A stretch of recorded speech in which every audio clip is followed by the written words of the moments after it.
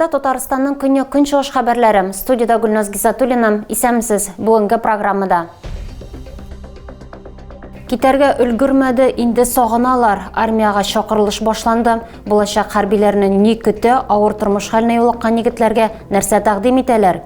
Кыргылдарлар ялсыз эшли. Ел башыннан Әлмәт хокук сакчылары 300-дан артык мошенниклык очрагы теркәгән. Су өстендә шугала, кышкы балык тоту буенча мастер-класслар, гастрофестивальләр һәм кышкы уеннар. Әлмәттә кышкы программа нинди булачак? Әлмәтләр армияга көзге чакырылыш кысаларында Россия кораллы көчләре софларын тулыландырачак. 1 октябрьдан чакырылыш комиссиясе эшли башлады. Аңа беренче чиратта хезмәт итәргә әзер булганнар килде. Бу ДАСАФ һәм башка автомәктәпләрдә әзерлек үткән С категориясенә ия егетләр. Булачак хәрбиләр белән безнең иҗат төркеме аралашты. Хочу проходить срочную службу водителя. Вот ведь войск есть пожелания какие-нибудь? Нет.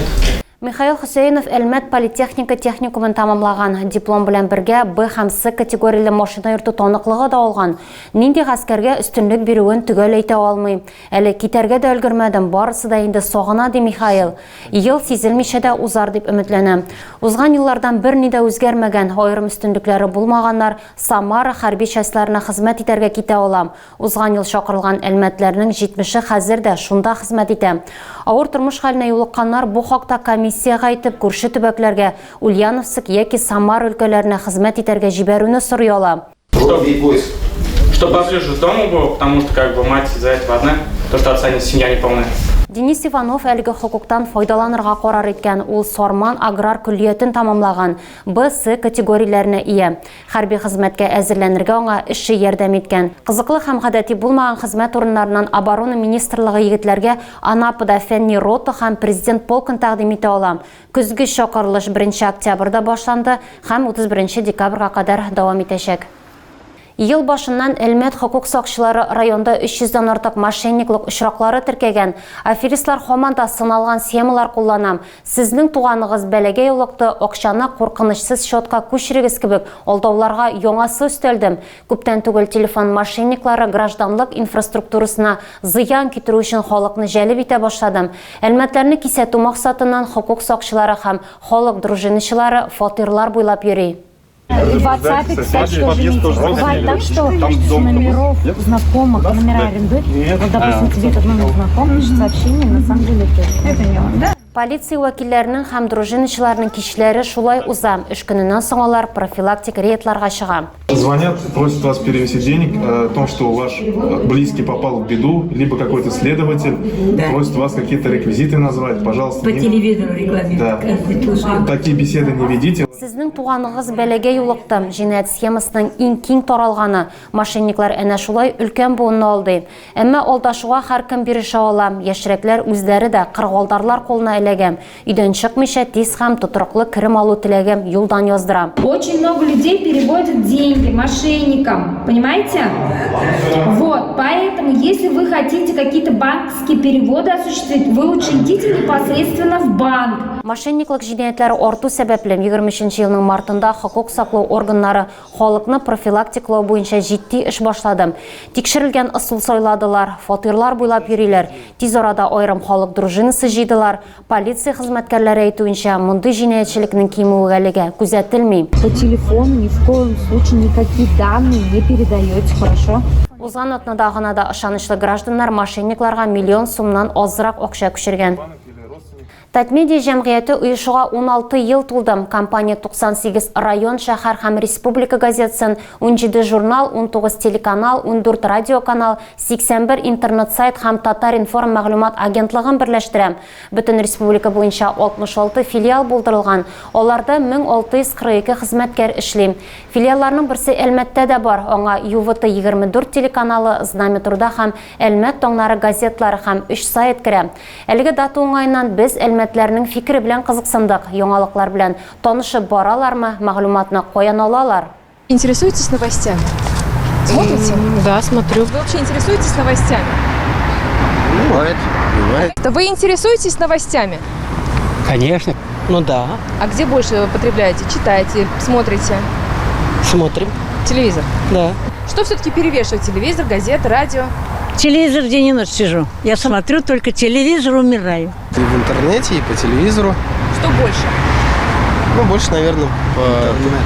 Ну, нет, я по ТВ. В интернете. В интернете? Да, только не в телевидении. А как считаете, хорошо, что в наше время есть разные источники информации? Очень все информацию люблю. Конечно. Почему? Ну, можно сравнить достоверную информацию с недостоверной информацией. Как говорится, с желтой прессы. И сделать выводы. Кто говорит правду, а кто говорит не совсем. Что-то все-таки перевешивает. Интернет, газеты для вас, телевидение?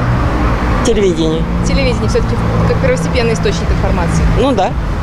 Баулуда күзгі яфракларны жию бойынша қызу іш шәйілдірілген. Бұйыл іш көлемі шоқтай зор. Бұл ағаштардан бүрік вақытта дерлік яфраклар құйыла башлау білен бейлім. Түзіклендіру идарасы бригадасы август ақырынан башлап 4-ші топқыр урамларыны шистартуға шыққан. Галина Вочинникова түзіклендіру өлкәсінде 10 елдан артық ішлей. Бұл күнлерді ол үз бригадасы білен территорияларыны шистарту білен мәшғул. Оның айтуынша бұйыл іш көлемлі, яфраклар ғадаттағыдан көбірек құйыла.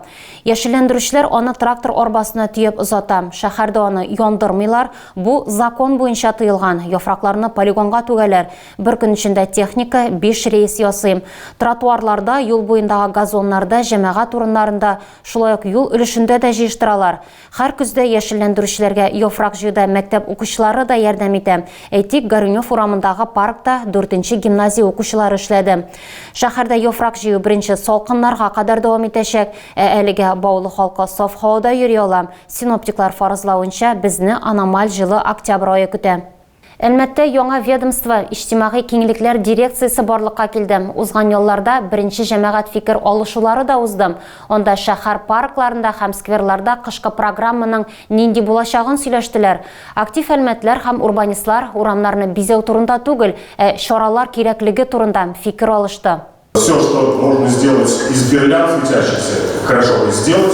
Ну, то есть, я не про то, чем надо заниматься сегодня, а как это реализуется обычно. Шәһәрнең яңа ел бизәлеше гирляндлар кирәклеге аңлашыла, әмінә вакыйгалар, чараларның аз булуы оештыручыларны борчый, кышын аларны уздыру тагы да авырлаша. 22 елда укытучы һәм остаз елы уңайыннан Әлмәттә Көньяк Көнчыгышның башка шәһәрләрендә кебек химия, физика, математиканы чагылдырган объектлар урнаштырылды. Яңа ел каникулларыннан соң да кайберләре әле дә үз урыннарында калды. Мәсәлән, шәһәр халкының күп санлы үтенечләре буенча Ленин урамындагы утлар шелтәре ел әйләнәсе янып тора. Шарлауклы буаларда да сыннар бар.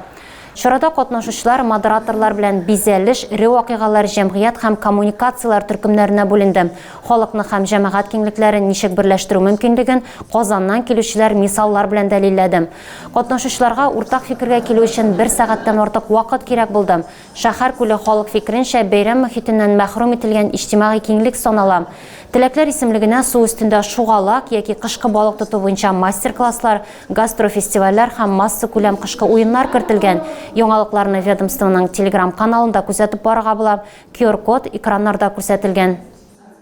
Бу атнада Зей махсус хәрби операция зонасына чираттагы гуманитар йөк узатты. Аны традицион рәвештә сугышчы азат итүче һәйкәл яныннан узаттылар. Они в отпуск не Гуманитар йөкнең чираттагы партиясында хәрбиләрнең теләкләрен исәпкә алып җыелган кирәк-ярак, төзелеш материаллары, буржуйкалар, шәһәр һәм район халкы алып килгән дистәләгән капчыклар һәм тартмалар. Фронтка шулай хәрбиләрнең гаиләләреннән дә шәхси посылкалар китте. Каждый раз отправляем личные посылки по 10-13 штук, потому что муж на передовой, и хочется, чтобы он получал все необходимое. Буларның барысында зур йөк машинасы йөртүче Виталий Софин илтеп тапшырачак. Ул моны дистәләгән тапкыр башкарган, юлның һәр чакрымын яхшы белә. Посылкалар белән бергә махсус операция зонасына Зей балалар язган хатлар һәм рәсемнәр дә бара. Туган җирдән килгән мондый хәбәрләргә егетләр аеруча шат. Хәзер хәрбиләргә район газетлары да җибәрелә. Зей информ журналистлары Новый Зай һәм Зей уфыклары газетларының чираттагы сан тулысынча СВОга багышланган рус һәм татар телләрендә махсус чыгарылыш әзерләгән. Это специальный выпуск газеты Новый Зай, Зай уфыклары, который полностью посвящен СВО и мобилизованным. Спасибо большое. Чираттагы партияны сугышы азат итүче һәйкәл яныннан узаттылар. Әлеге урын күптән инде символик мәгънәгә ия. Тагы да күбрәк яңалыклар һәм тапшырулар белән безнең сайтта таныша аласыз. Без социаль челтәрләрдә дә бар, хәбәрләр юллагыз. Бүгенгә менә шулар, мин сезнең белән саубуллашам. Исән-имин булыгыз.